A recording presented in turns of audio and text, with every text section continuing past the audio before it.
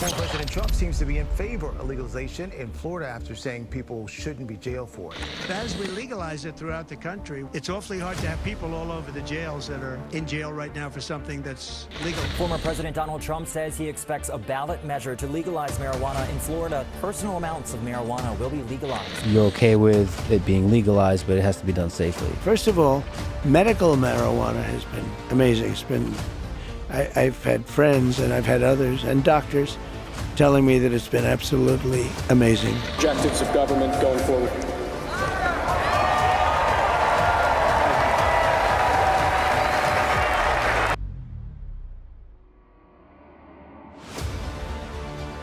So, with President Trump signing a flurry of executive orders relating to a host of different issues, we're wondering, is he going to sign an executive order relating to our favorite plant? So we're going to have a look at a pretty useful resource to try to figure out the question as to whether President Trump will or will not sign an executive order relating to cannabis. Now, we all know legalization has been a really touchy issue, even though over 80% of Americans think that it should be legalized. Now, we've done a few videos breaking down where we think things are going to go in 2025, so check those out. But as you guys would have probably learned so far, there's a lot of politics when it comes to legalization, a lot of donors who have their hands in the pie, and a lot of pockets that need to get lined before they can actually legalize the plant, which is really sad to see. And not just that, but there are a lot of lawmakers that have old school personal beliefs and personal opinions when it comes to the plant, and that can prove difficult as well. Now, that being said, we have seen a bit of a progression in how people think about the plant, so before we actually try to figure out whether President Trump will or will not sign an executive order relating to cannabis, let's have a look back 10 years ago and see what President Obama said when he was speaking about this very issue. Another big issue in this country right now has to do with the legalization of marijuana. You gave an interview to the New Yorker's David Remnick, and you said that you thought smoking pot was a bad habit, but you didn't think it was any worse for a person than drinking.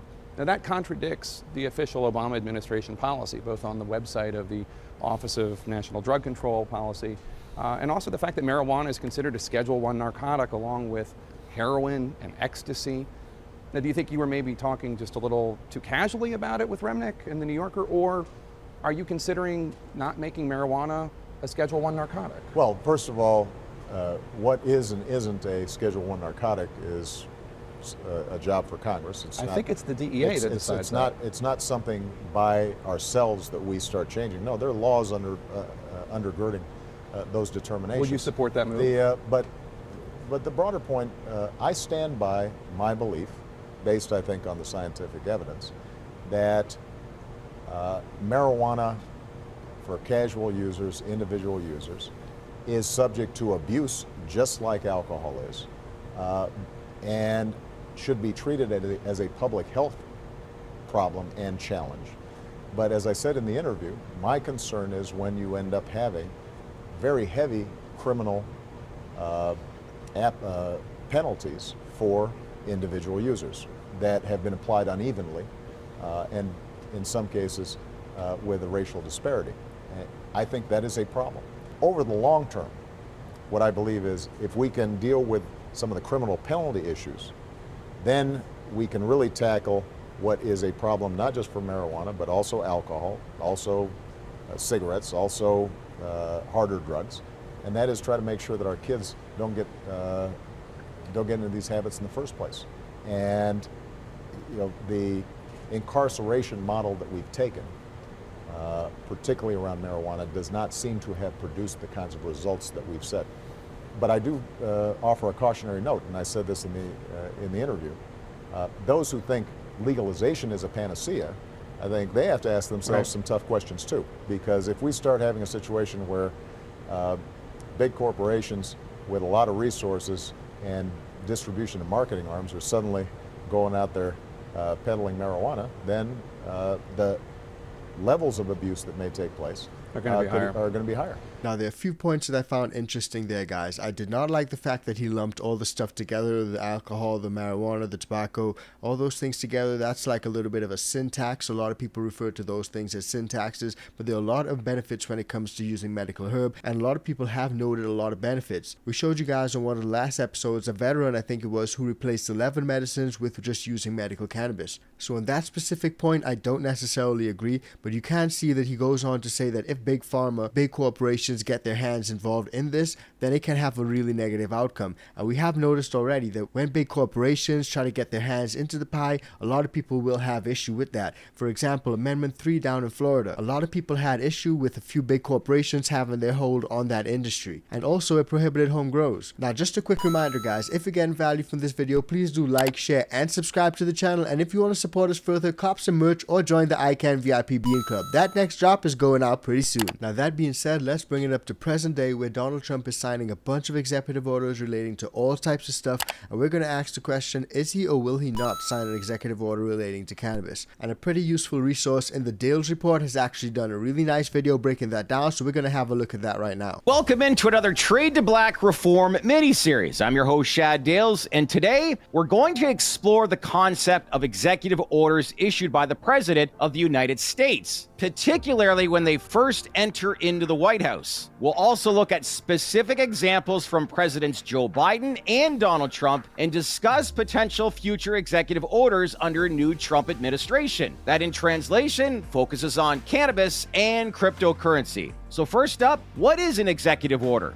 An executive order is a directive issued by the president to federal administrative agencies. It has the force of law and is used to manage operations within the federal government. Executive orders are a powerful tool for presidents to implement policy quickly and without need for congressional approval. They are rooted in Article 2 of the U.S. Constitution, which grants the president executive power. So now we shift our attention to a potential executive order on cannabis. Under a new administration, there could be an executive order related to cannabis. This order might focus on rescheduling cannabis under the Controlled Substances Act, moving it from a Schedule 1 to a Schedule 3. This change would acknowledge the medical potential of cannabis while maintaining federal control. It's important to note that this does not mean full legalization of cannabis in the U.S. Instead, it would open up new avenues for research and potentially pave the way for comprehensive reform. For the cannabis industry, such an executive order would be a cautious but significant step forward. It would likely lead to increased investment and research opportunities, as well as greater acceptance of cannabis for medical use. However, the industry would still face regulatory challenges and would need to navigate the complexities of state and federal laws. In addition to cannabis, President Trump has expressed great interest towards crypto. A new crypto bill under the Trump administration could also have implications for the cannabis industry. So how? If the bill promotes the use of cryptocurrency and provides a regulatory framework for its adoption, it could help cannabis businesses access banking services more easily. Currently, many cannabis businesses struggle with banking due to federal restrictions. A crypto-friendly environment could offer an alternative, allowing these businesses to conduct transactions and manage its finances more efficiently. So let's bring this all together. In conclusion, though it would seem like a great opportunity, an executive order for the cannabis industry by President Trump is highly unlikely, with many policymakers out of Washington outlining that this is not a first 100-day issue for the new administration. And with regards to banking reform, the best chance would be for SAFE to be buried into a larger bill, meaning a crypto bill versus a standalone. However, a new crypto bill would not mean immediate legalization or complete overhaul of the industry. It would only represent, but this is important, steps towards a more favorable regulatory environment. These measures would build momentum for the sector, encouraging investment and innovation while maintaining a cautious approach to broader legalization efforts. So what do you all think? Is it a stretch to think an executive order will be signed by President Trump for cannabis? Is this just another rumor for would-be cannabis hopefuls that they want something to get done sooner rather than later and are becoming more impatient while waiting for some sort of reform? Let us know what you think. We want to hear from you. In the end, there's still a lot of work that needs to be completed to have rescheduling implemented and banking reform to happen, which is why the U.S. Cannabis Roundtable was formed in January to help with lobbying efforts and messaging on behalf of the cannabis industry. This is extremely important. So where do we go from here? We're about to find out. Moment of truth time for the industry that begins now with the new administration entering into the White House. So as you guys can see there are a lot of different things that we can unpack when it comes to whether President Trump will or will not sign an executive order relating to cannabis. And personally, there are a lot of points that he raised there that I am in agreement with. with, and he actually explained things in a really succinct yet detailed manner. So first off, I do think that the banking reform is a really big issue, and I think a lot of existing businesses face a lot of issues when it comes to banking reform simply because it's still federally illegal. To that end, we can talk about rescheduling. I do think that rescheduling is a useful tool, but I do not think it's the right tool, especially in this situation, because a lot of people have fears that Big Pharma will get into the mix and they'll simply have a grip on everything.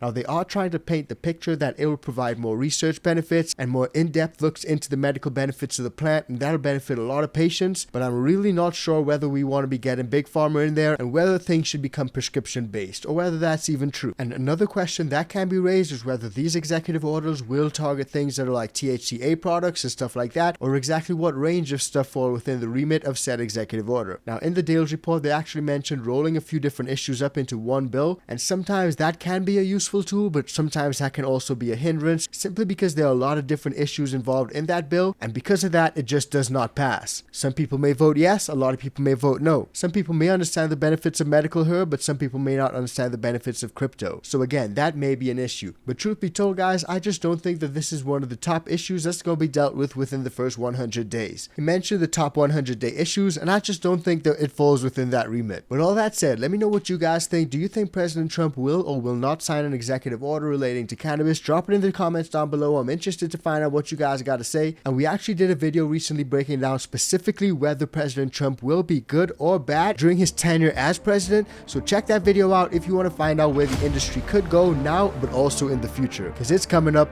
right now.